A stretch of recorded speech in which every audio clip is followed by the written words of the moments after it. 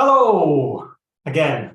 So this is going out live on LinkedIn, YouTube, TikTok, X, and also Facebook.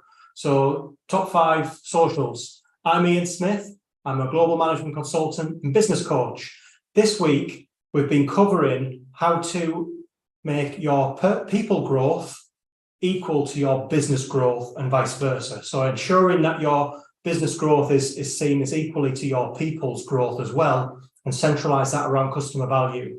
Yesterday, I gave you some tips on how to engage and reinvigorate teams, reinvigorate your organization, from buzz meetings to one-to-ones to quarterly business reviews to annual reviews, to put in place a growth cycle that allows you to understand commercial KPIs, the success factors of your business, understanding what the success factors of your people are in consequence of what you want to achieve in your business, what customer value is from your business leadership, from your people's teams, and from your customer, and ensuring that they're all the same and are aligned, and then driving that through your vision, which is your definite purpose, your plan for the future, and your core values. Going down into your mission statement, which is aligned through your customer value and what you want to achieve in terms of your business success and your people's growth success as well. And then putting that down into objectives to allow you to be able to manage it proficiently and efficiently with your people and your teams, irrespective of what level of the organization you're at. So this is an awesome session, because this one always gets people's heads spinning in terms of the subject. It's about power and politics in the workplace. So I'm going to cover what type of power is there amongst people, different organizational and operational contexts, what power is, different versions of control, and also how you can navigate this, putting avatars to some of the political games that you might see within your organization, and want to either enhance some political games, because sometimes healthy politics can be quite good in a business, but any negative or toxic behavior, then you want to be able to recognize whether you're in it, managing it, leading it, needing to go in and change it, for example. So it will elevate your emotional intelligence, your EQ, and also give you much more cultural awareness also in different contexts of organizations that you work in. So let's dive straight in. If you stay till the end and like, subscribe, and comment, then next week I'm going to go through the specific political and power and politics games that people play, the specific game playing tactics and techniques that people adopt within the workplace. And there's about 20 of them. So you won't want to miss that next week, but you'll need to comment, like, and subscribe, and then I'll make sure that I've got everyone there next week. And if you stay till the end, we've got a real good punchline for you at the end, because we're going to show you how to navigate power and politics in the workplace. So what does power and control mean to you? Well, to me, it can mean a number of things, but there's lots of things that are in place where power and politics are allowed to endure. And so, for example, for me, it means quality of relationships.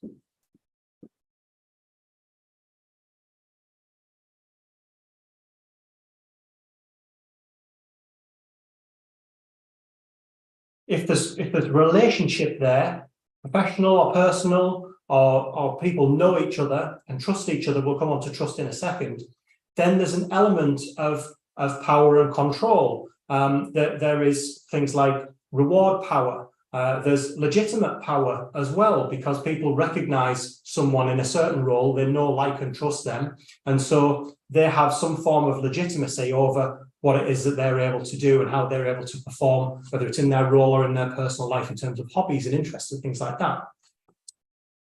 Power and control, for me, derives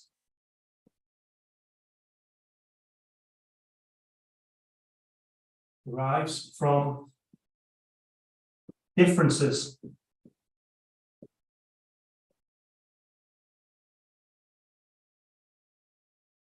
It derives from difference. So you can't have two identical people that have the same brain, even identical twins. You know, one will have some form of power or control over the other at different events in their life, and it always derives from difference, and that's normal. People are different. People are perfect in their own right. So if there's always going to be a difference, there's always going to be an element of power and control in different topics, subjects, and different operating and organizational contexts. So that's another good point, is that it's normal. And again, you should be able to recognize, you'll be able to recognize some of these areas within your organization, within your teams, within your family, even with your social context as well. So there's perception and beliefs about the power that's exercised as well. So sometimes it can come down to perception and beliefs.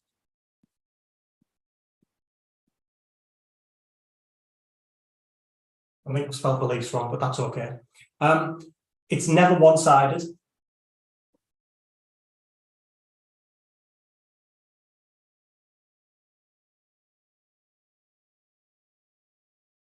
And also, you must recognize the operational context. And I'm going to give you some ideas as to how to recognize different operational contexts within your organization, within your team, even if you know those frightening words that I mentioned in the project management office lives as well. Even when you put into context billions, millions, thousands, you know, if it's billions of turnover, if it's millions of turnover, if it's thousands of people, also if it's international or global, these operational contexts that I'm going to give to you, you'll be able to recognize them straight away, irrespective if you're in a large organization or you're a solopreneur even, and networking, and see these different operating and organizational contexts as well. So we must recognize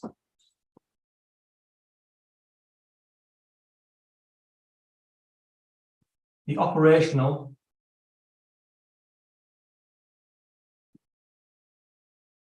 and organizational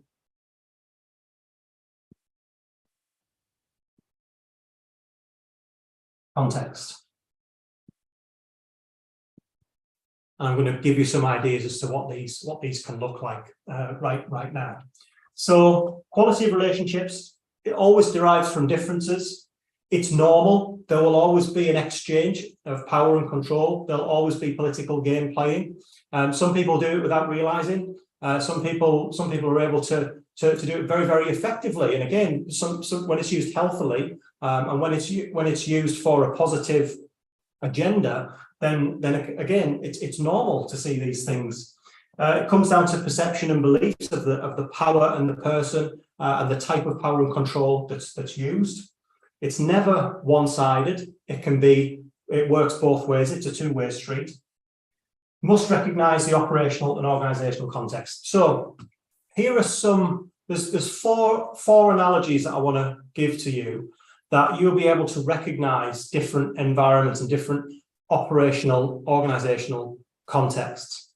So the first one you'll be able to recognize is either the honeybee or the spider in its web. So we'll say the honeybee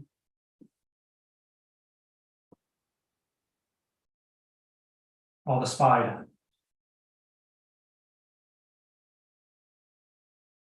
Now, the honeybee attracts lots of people to them. And that's good. You know, you'll see at networking events, you'll see at organizations, you'll see when there's a guest showing up, you'll see when there's someone who maybe holds some form of seniority, someone who's popular, someone who's an incredibly good leader, someone who's an incredibly good speaker. When they turn up, people are like honeybees. And again, it's normal. It's really good that these people possess this form of power without even trying and without doing it on purpose or in a negative kind of way.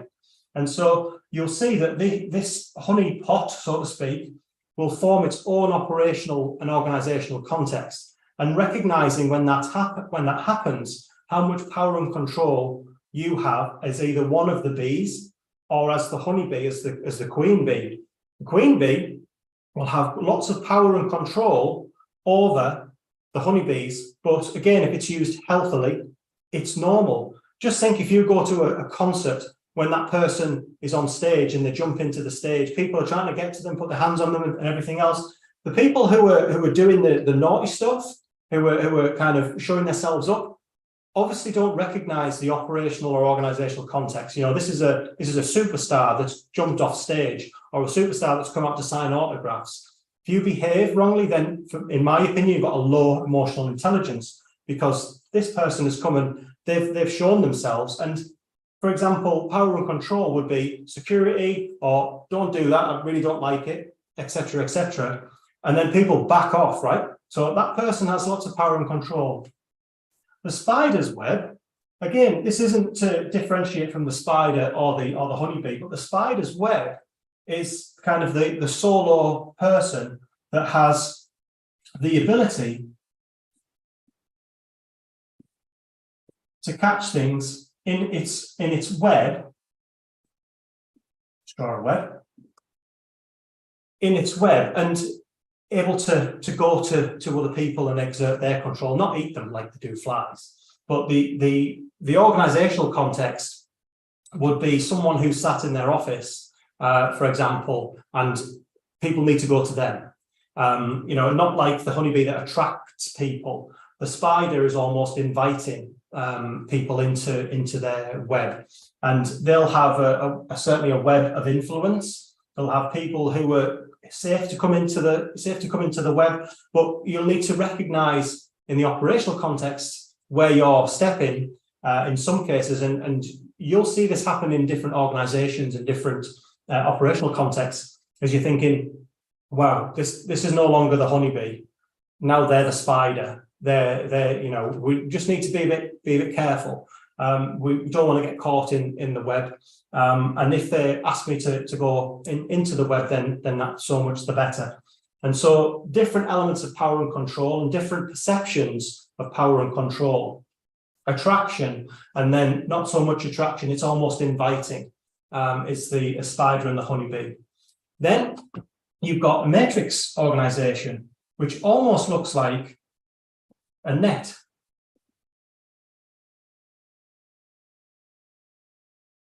Equality, flat structure, not much hierarchy. So that equals a level playing field, essentially, in terms of power and influence. And so when you recognize that you're in that organizational or operational context, that you need to develop relationships and trust with people in order to work together.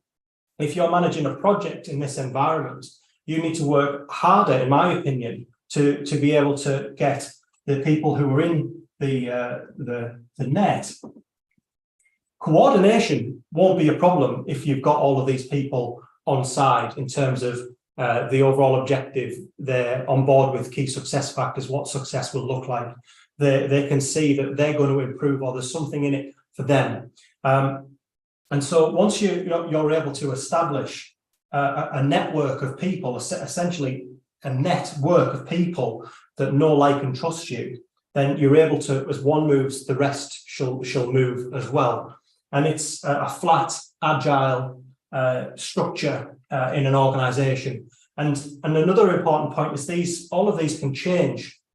You can take the next one that I'll come on to, that can form a net, and then you'll have different honeybees and different spiders that will evolve in the nets per se, or they'll come to the traditional structure that I'll talk about in a second as well.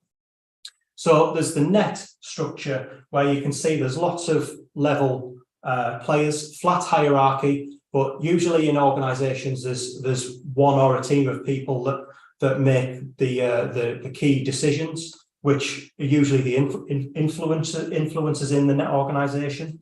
But essentially, decisions are made equally. And then if you're wanting to deliver some form of change or make some form of integration into a culture or an organization like this, then it's recognizing that the net is there. When one moves, they all move. And that can be very powerful. in terms of power and control. Then you have constellation. Okay, constellation of stars. Tech companies.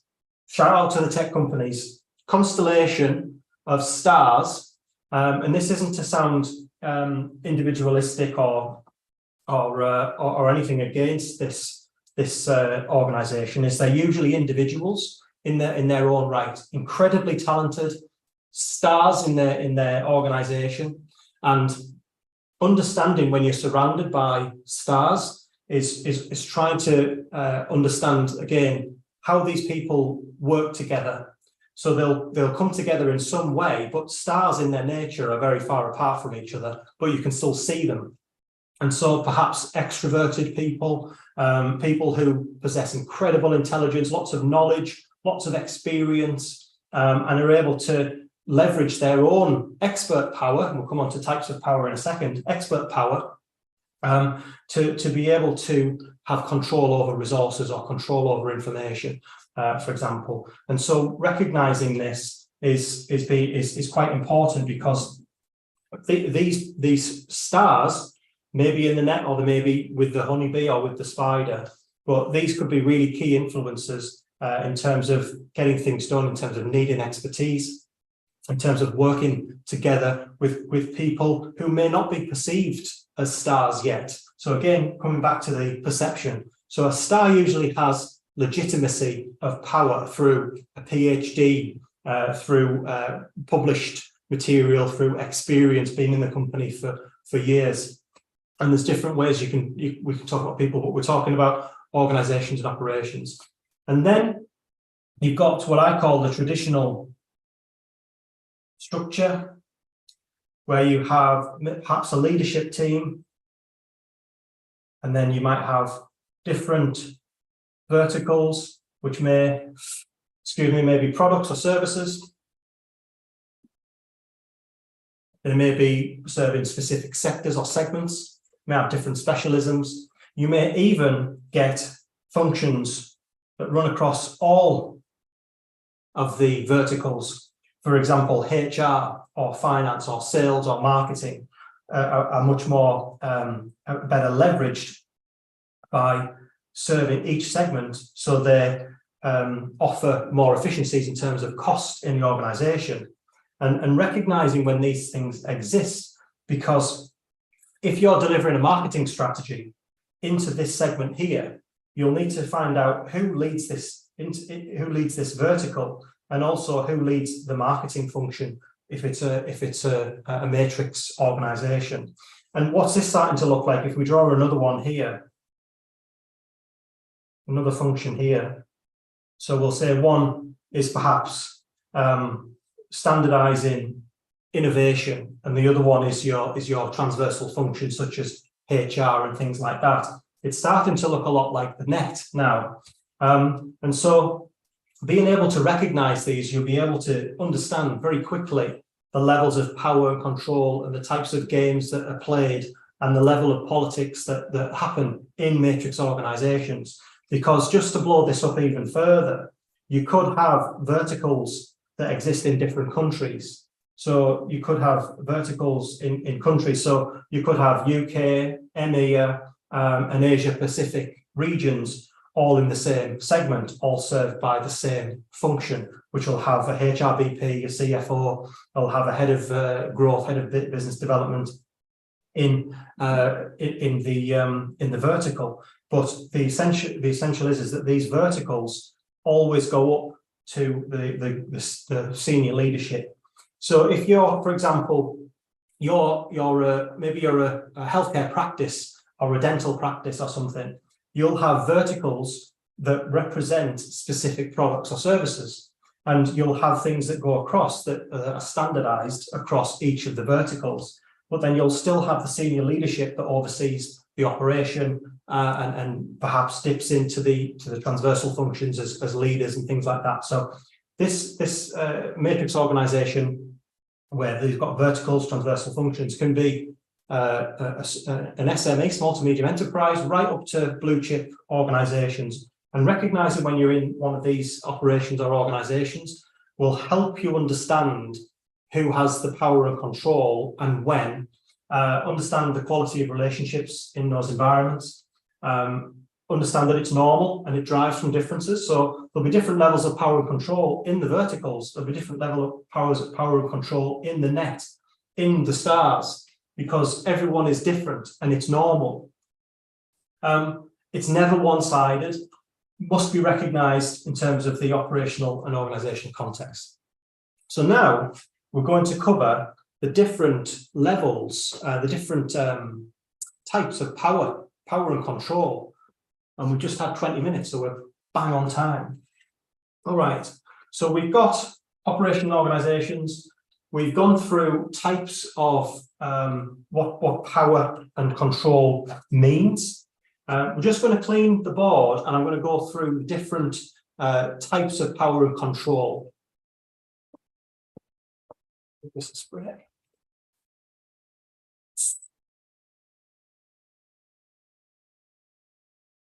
Talk amongst yourselves, start having some aha moments about organizations and different operational contexts, different levels of power and control. And if you see different levels of power and control, please, it's not negative, it's normal. The only time it's negative is when it is. If someone is using power and control unethically, and we'll come on to ethical behavior and action with integrity in a second. So there are two types of control. So we've covered power, types of power, quality of relationships derives from differences. It's normal. Perception and beliefs about the power that's exercised. It's never one-sided, and you must recognize the operational and an organizational context, because there'll be people that have what I call legitimate power. Now, legitimate power is if in any of those organizational contexts, it can come from authority within an organization. So if someone is the CEO, they have legitimate power to make fundamental decisions. So that's pretty normal, right? So, but if someone who was in the team and who is not the CEO and is making decisions that the CEO would have ordinarily made, unless they've had authority from the CEO, then they don't have legitimate power to make those decisions. That's what legitimate power means, is that people perceive their level of control to be positive or negative. And sometimes control can be perceived to be negative. But if it's legitimized, perhaps you've got a CEO that has a CFO in their business, and the CFO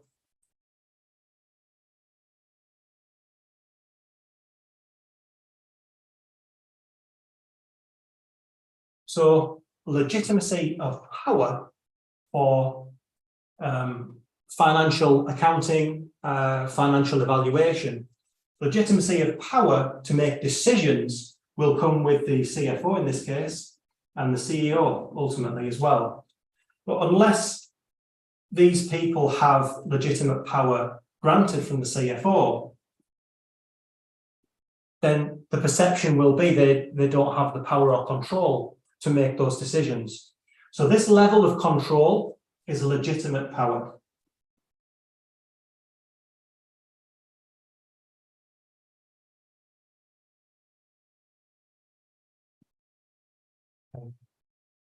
Other forms of power are reward power.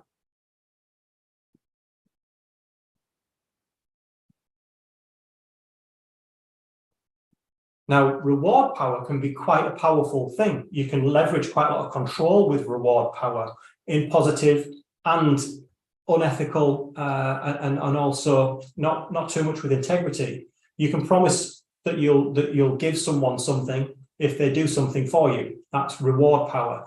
If you join our organization, this is the package. If you stay for 12 months, then you get an extra day holiday, those sorts of things to incentivize people. And again, it's normal. It's not unethical until it is. And again, it comes down to perception. And in organizations, there are things like policy to protect people and organizations for abuse of power and control. Reward power is something to recognize when it's happening to you, or you can see it in organizations. You can see it in sales techniques. Now, that's a very important point. You can see reward power in sales techniques. This sales program has cost, in terms of time, thousands of pounds, but you can get it today for £500. That's reward power. Okay. For me personally, digress slightly. Everything that's in there, you can get on there for nothing, because it allows you to access everything on my YouTube lives. So if I say something like I did before about the specific games, you're going to get them, but you need to subscribe, like, and comment, just so I can see the demand for them as well. But if I was to say you'll get them if you buy this course after this live, that's reward power. And in my opinion, it's not ethical. So that's an example of reward power. So reward power is, for example, we'll make you a better star, a superstar. We'll make you a superstar. And management companies, we've seen the films about Elvis, these things have been where really talented people, the honeybees, have been managed by people who have very strong reward power, and they'll promise them rewards if they do this, and then they go again, and then they go again. And reward power, again, when it's used well, it works very well. When it's used unethically, it can be very, very, very poor, very, very poor form. And so that's reward power. Then there's things like the army. No disrespect to the armed forces, shoulda, woulda, coulda, and all that. But there is a form of power called coercive power.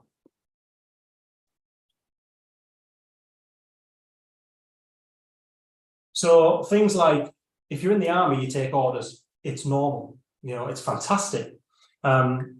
If you're in the police and you're told to do something by policemen, they have, in my opinion, they'll have legitimate power. They might not have reward power, but they'll have coercive power, because when someone is coerced, it's not always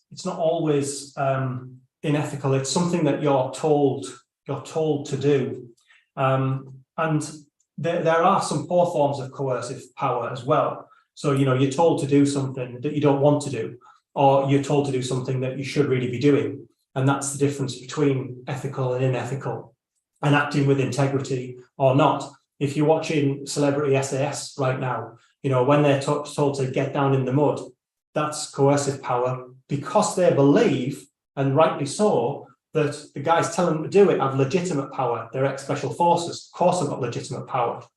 Could the guys doing the course tell the SAS guys what to do? No, because they don't have any control, and they don't have legitimate power. So coercive power, it can be things like jump off this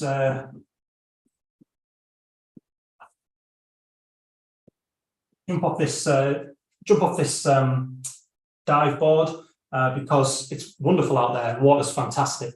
That's coerced. Jump off the dive board, and you'll get a reward, for example. And there's things like police, armed forces. Just as examples as to when you're going through training, or when you're confronted by people with authority, legitimate power, that it's still you're being told to do something that you should be doing. Okay. Then the next ones are character. So we've gone through positional power. These are position.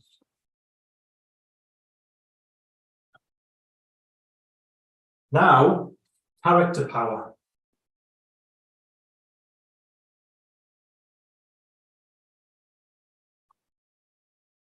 I mentioned this before when I talked about the superstars and the start of the constellation. Is you have something in yourselves, you'll have expert power, you'll have knowledge about something that no one else does because everyone's different and it's normal. And you'll be able to exert that expert power, ideally, ethically, and act with integrity as well, in order for a decision to be made or for someone to do something that you know is right because you're an expert. So there's expert power. So we've got someone here with a great big huge brain, expert power. There's also personal and referent power. So we talked about relationships before. When you trust someone and they know that you trust them, they have some form of power over you. And if they trust you and you know that they trust you, that if for example you're going for an investment and you know you can ask someone ethically and act with integrity that they'll lend you the money, you're going to go and ask them and nobody else because you know that you have trust, personal power, and an element of control almost too if you're able to explain a good business case on the investment, right? It's normal, and this is what happens in the dialogue when people are negotiating. You can see that different power and control switches from person to person. It switches sometimes from expert power to, yeah, but it's me, you know. So from expert power, trust power, personal power, and then sometimes common sense prevails in some cases. So it goes back to expert power and control. And whoever is able to display the most power and control, well, wins, if that makes sense. So the reason why power and politics in the workplace, this live session, gets so many people talking and so many people interested, is because it's kind of the edge that people are looking for. You can, when you're being sold to, you can switch on thinking, now that guy's selling to me, he knows more than me on what he's selling, so he must be right. Or is the reward that he's promising too good to be true? So that's when you need to come back in yourself and think, use your own emotional intelligence, exactly what's going on here. Very similar in any working context. Most conversations that you might have with even family members or social contexts as well is the exchange of power and control, whether it's legitimate, reward, or coercive.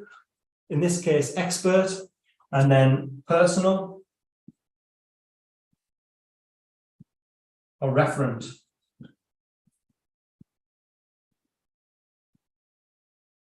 So if someone has referred you, it's quite powerful as well. And that revolves around trust. These all come down to social connections.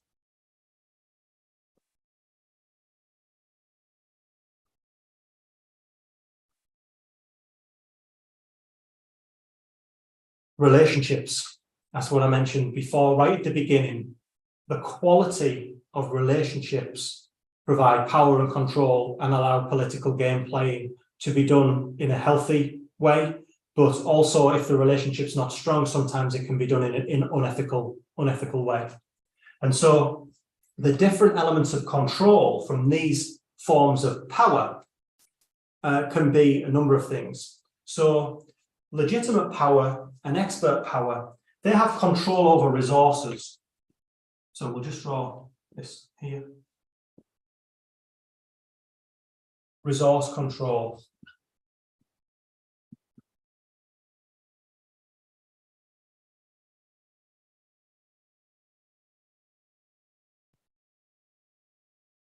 Yeah, resource control. So expert power have control over information. Legitimate power has control over decisions in terms of how resources are used, and they have control over, again, perhaps people or supplies, or again, because that usually comes down to the decision makers. In terms of the referent power, personal and trust, there's also control over relationships.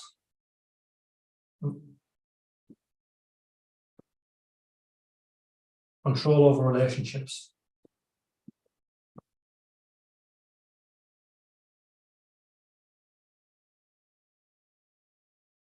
Okay. And those are the forms of power and control.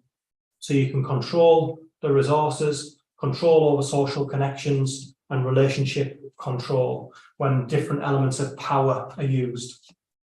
So they are just some forms of power. So you've got positional power and you've got character power. When you have, if you take into account the operational context, the constellation, superstars, you've got superstar here that has expert power, that is able to have very good relationships. That's a superstar in the organization, especially if they're getting stuff done and they're getting results, and their people are getting results, and their team or their organization or their business are getting results. So that's just one of the stars in a constellation.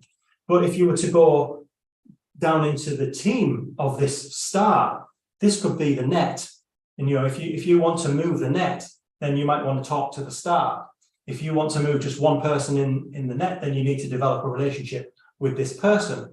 And I say move lightly, because if you want to work with them, if you need some financial analysis done, we take the analogy of the CFO again, and maybe the FPA, financial planning analyst, you want them to do something, and they might say, actually, I probably need to check with the superstar or with the CFO in this case. And you say, oh, okay, no problem. Am I okay to talk to them? Am I okay? If you go straight to them, then you're not reading necessarily the net organizational context and the superstar organizational context to understand the different levels of legitimate power and expert power that you could be confronted with. And it just allows you to read the different organizations and operations and different types of power. So we're going to do another board. Told you you're in for some real good stuff. I'm going to do another board, and I'm going to show you the different ways you can navigate power and politics in the workplace. So don't forget to like, subscribe, and comment on YouTube. Again, this is going out on LinkedIn, TikTok, X, Facebook, and YouTube. 3 boards, 3 lives a week, 3 boards. Right. So now we're going to differentiate between politically aware, politically unaware, whether you're acting with integrity or whether you're into psychological game playing. Okay, so we're going to draw this out so that you understand how different people, specific people, could be perceived to be operating at, who do understand the operational context, different levels of control, different levels and forms of power, and how they navigate, or how you yourself can navigate power and politics in the workplace. So at the top, we've got politically aware.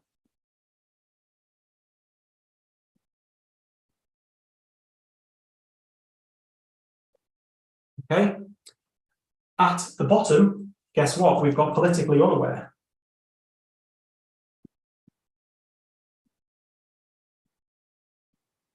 Unaware. Another dot. Then we've got the psychological game playing.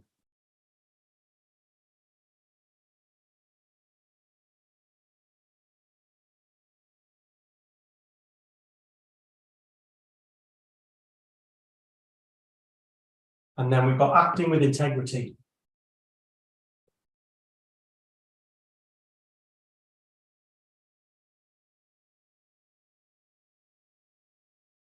Okay. Now, there are different ways that you can act on these politically aware, politically unaware, psychological game playing. Also recognize when these things are happening.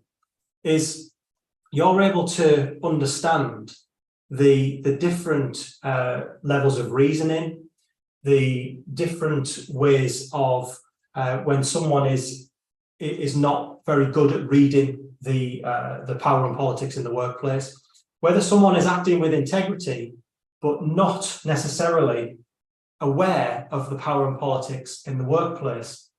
So from one end of the scale, you've got politically aware and politically unaware.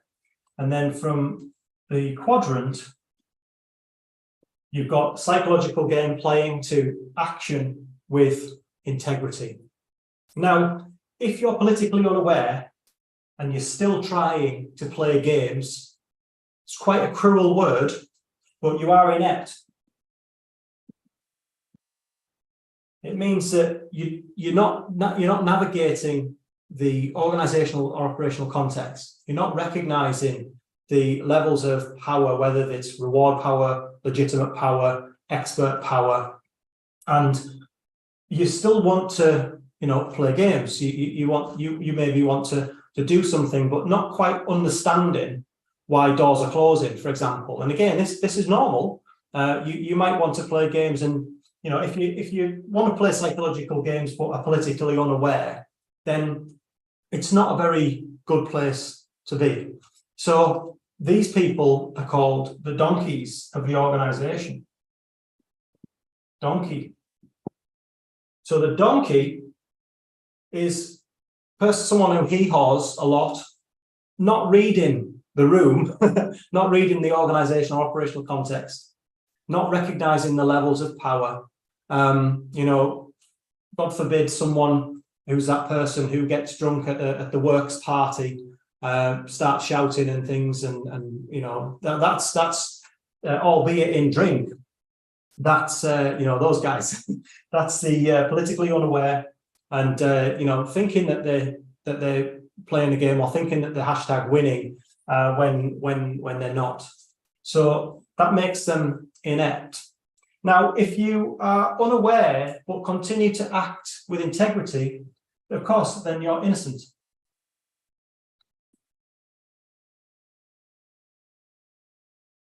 You're innocent. So you're acting with integrity, but you're politically unaware. You perhaps follow the people who are politically aware and acting with integrity. So people who are politically aware and act with integrity, they're wise. Wise people, and you'll recognize them in your organization. People who seem to always have the right answer, but in the best way. The honeybees or the superstars, or in some cases the spiders too, where you're able to recognize someone who has the answer before you've asked the question. So if you're politically aware and play the psychological games, then that makes you a bit clever, literally a bit foxy. So you're clever, congratulations, but you're not wise. People will recognize that person within the organization, because we're all people. And again, it's normal. It's normal for people to be politically aware and want to play some games. Again, if they're not acting with integrity, then you recognize who these people are. These people have an ego, usually. Okay. Now, what happens here is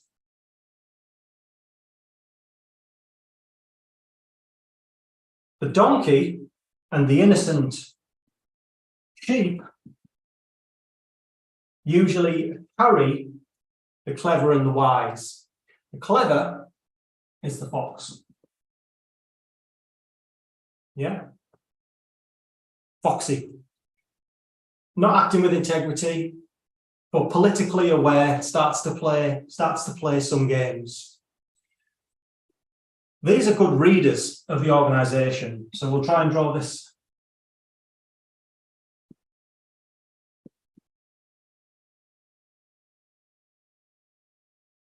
They're good readers. So they recognize the organizational context. They are politically aware. And the fox exercises psychological game playing. Now, wise, owls.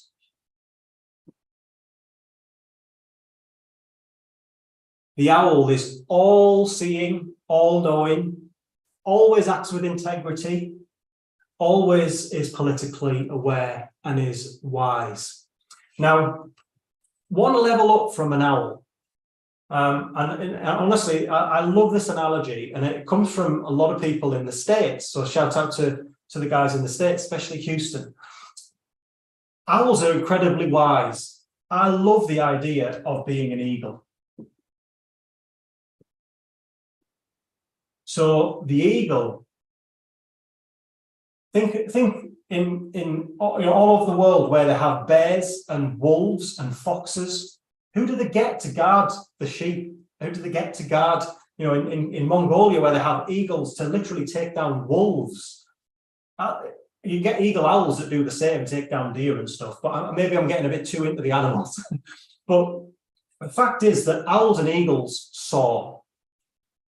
They see everything, but they're also able to go down into the organization if they have to and contend with the foxes. Okay, so eagles soar, owls soar. They're both incredibly wise. And the punchline, I guess, moral of the story is spend more time with eagles and less time with egos. Egos eat egos. Yeah. People who don't act with integrity and want to play psychological games have a big ego. That's when the ego comes in and says, that's enough. If you feel you're in these areas, you can get to these areas very, very quickly by a few words, by approaching someone you haven't approached before, by going to see the person who you think, wow, they seem to have the answers before I ask the questions. They always seem to get something done. Emulate them. Don't envy them. Go up to them, ask what their hobbies are. Get to know them a lot more. Develop a relationship. It's not disingenuous. You're acting with integrity. You want to get to know them and understand a little bit more, so you can grow from the sheep to the owl and to the eagle. And then you can be the person who's the eagle that can contend with the egos, because you're politically aware, you're acting with integrity. You're also developing your EQ, which is your emotional quality, your emotional intelligence. So adopting this model will allow you to understand power and politics in the workplace, navigate organizational and operational contexts, and also read cultures within organizations. So it shall set you up in good stead for that time at the coffee machine, for that next promotion, for when someone's selling you something that you just don't feel right about, for when you need to go into a big room and talk to everybody. What kind of homework do you need to do there? What kind of relationships do you need to build? Recognize the honeybees, the spiders, the stars, the nets that will form in the rooms as well. You'll go into a networking event and there'll already be nets formed. There'll already be honeybees, which might be the keynote speaker, for example. There might be the spider that's sat there waiting, who might be the organizer that knows exactly what's going on around them.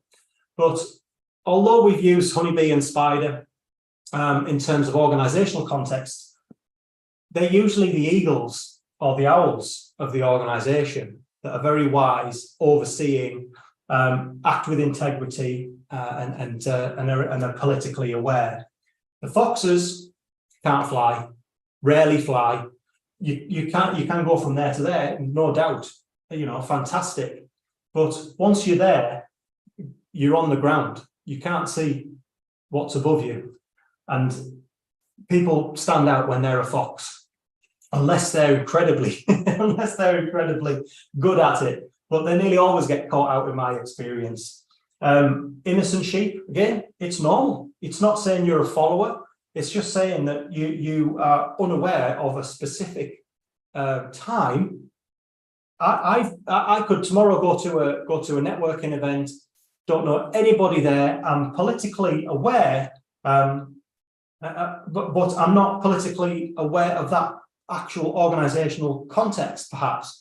So although I'm acting with integrity, I arrive through those doors as a sheep. I'm innocent, but I know, because I'm reading the room, I'm recognizing the honeybees, the spiders, the stars. I'm recognizing whether there's nets forming, whether there's a traditional organization that I need to work with, who has the legitimate power that I need to go and talk to and generate a relationship with. Because when you're networking and you're selling and you want to develop relationships quickly, you want to ensure that you're talking to the right people, because that's your time, and it's their time as well. So owl, eagle, absolutely. Fox, donkey, or sheep. It's normal to be any of them. It's normal to be around them. I would always go for the sheep or the owl, and you can turn a sheep into an owl straight away. An owl can become a sheep. Like tomorrow, when they pick the phone up, they can become a sheep. All of this comes with experience, comes with quality of relationships. It derives from differences, and also the perception and beliefs of the power that's exercised. For example, Mahatma Gandhi, he generated an unbelievable belief system that created so much legitimate, in my opinion, power, and everyone believed that he had legitimate power. And that's how it can kind of manifest, and it really does grow when you recognize the honeybee, the stars, and everything else. And that's how you can navigate power and politics in the workplace. So next week, Tuesday, I'll be covering the specific games that people play within the organization, and within teams, within all kinds of different working and social contexts. So I hope you enjoyed tonight. I'll be uploading the actual video onto YouTube, but if you want to see any live stream, it goes out on LinkedIn, TikTok, X, YouTube, and the other one. Yeah, very good. Good night, all.